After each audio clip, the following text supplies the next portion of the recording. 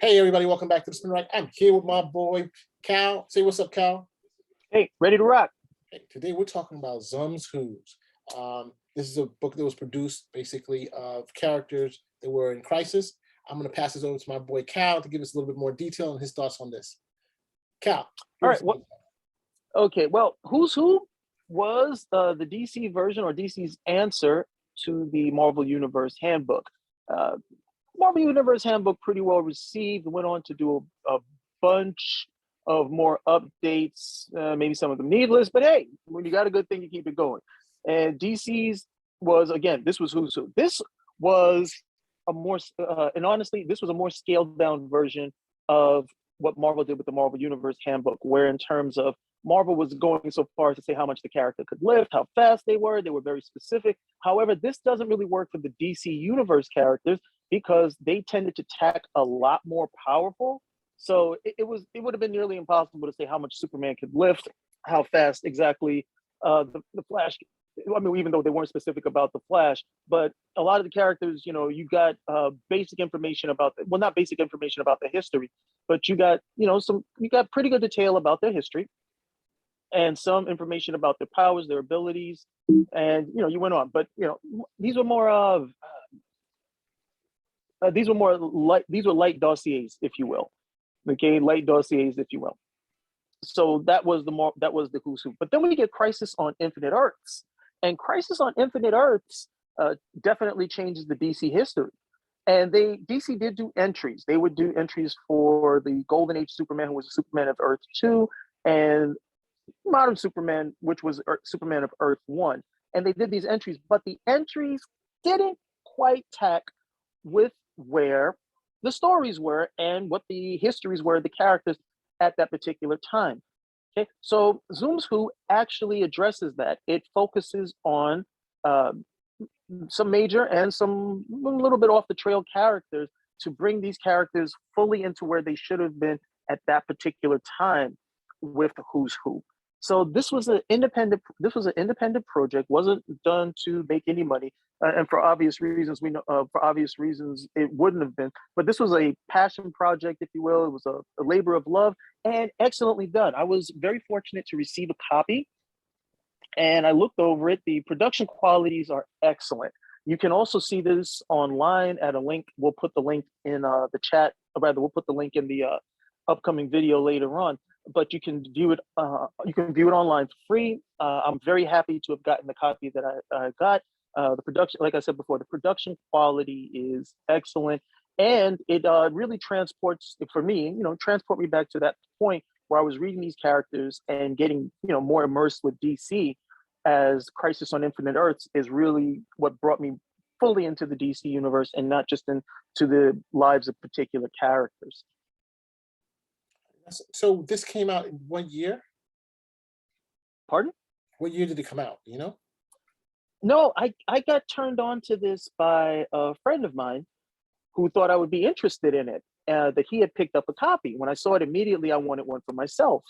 So he told me who to told me who to contact, and I contacted that person. They were able to make an arrangement so I could get a copy, and I went through it. And I just thought this is something really cool. That if you're a real big DC, if you're a comic fan like I am, this is just one of these rare instances of something that you may not know is out there, but it's something that it's just really rewarding in terms of a read. I mean, right now they have Who's Who in an omnibus form, so you can have all of it in this nice hardcover. But this would be a perfect companion piece to it, as it perfectly updates everything that wasn't quite centered with the DC universe when they put out those Who's Who's because of what was going on with Crisis. I mean, they did updates. They did updates later on. They did Who's Who's and Secret Origin updates for years, decades after, and they still do. They did all of that stuff years on. But this would be the appropriate and approximate origins and Who's Who's of all those characters if it had come out at that time. And that's what makes it so cool overall. So let's put on your comic book hero hat. Is there any value in the paper, in the physical edition of this?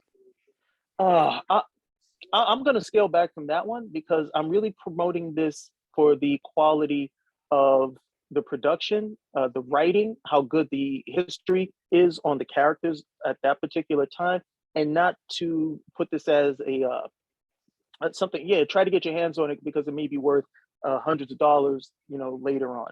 But and again, if you can get this online for this, you can get this online for free at the end of the day. So I'm not trying to promote it as, well, I got a copy, and yeah, I can't. I'm putting this in the vault, and I'm going to send my children to college based on this thing. Okay, I'm glad to have that copy, but this is more a book for the person who it has an investment in the DC universe, and which is the right. And this is more like one of these little jewels off the side that you can put towards that particular collection and that particular knowledge as well. It's a nice reading piece. It's a nice reading piece, and it's something out there that if you're a big fan of the DC universe like I am, big fan of comics like I am, this is something that you would definitely want to. This is definitely something that you want to read. Okay, and it's something. It's just a real testament to how plugged in Zoom was in terms of his love of the DC universe as well. It's a very, very well done book. A very well done. Again, excellent production. You would never know this was if I had put this on a shelf inside of a comic store, you would have thought DC did it for some reason.